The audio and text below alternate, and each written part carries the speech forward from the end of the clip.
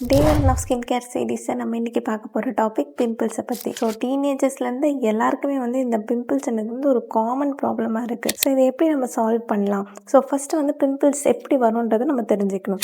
So one of the reason வந்து hormone fluctuations. இது வந்து பியூபர்ட்டி அட்டைன் பண்ணும்போது இது வரும் அண்ட் தானாகவே இது சப்சைட் ஆகும். அதையும் தாண்டி இருக்குது அப்படின்னா நம்ம பாடியில் எக்ஸசிவாக ஹீட் இருக்குதுன்னு அர்த்தம்.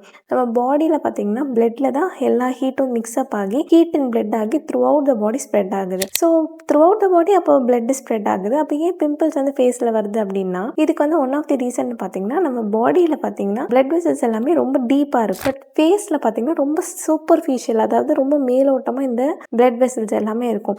ஸோ பிளட் அங்கே ட்ராவல் பண்ணும்போது அந்த எக்ஸசிவ் ஹீட்னால பாயில்ஸ் வரும். இப்போ நம்ம நார்மலாக தோசை பேனில் தோசை ஊற்றுனதுக்கப்புறமா அந்த ஹீட்டில் பபிள்ஸ் வரும் இல்லையா, அதே சேம் கான்செப்ட் தான் நம்ம ஃபேஸில் நடந்து பிம்பிள்ஸாக வருது. ஸோ இதை எப்படி நம்ம ரெக்டிஃபை பண்ணணும் அப்படின்னா நிறைய ஹைட்ரேட்டடாக இருக்கணும். ஃபஸ்ட்டு இந்த ஹீட்டை வந்து பாடியிலேருந்து குறைக்கணும். ஸோ அதுக்கான பாதாம் பிசின், இளநீர், நுங்கு இந்த மாதிரியான ப்ராடக்ட்ஸ் எல்லாம் எடுத்துக்கலாம். இந்த பிளாக் ரேசன்ஸ் இருக்குல்ல, இதை வந்து நைட்டே வந்து வாட்டரில் சோக் பண்ணி வச்சுட்டு மார்னிங் எம்டி ஸ்டமக்கில் இதை எடுத்துக்கிட்டிங்கன்னா ஈவன் கான்ஸ்டிபேஷன் இஷ்யூஸ்லேருந்து நம்ம பிளட்டில் இருக்கிற ஹீட்லேருந்து எல்லாமே இதை சார்ட் அவுட் பண்ணி நமக்கு இந்த பிம்பிள் ப்ராப்ளம்ஸ்லேருந்து வெளியே வந்துடலாம்.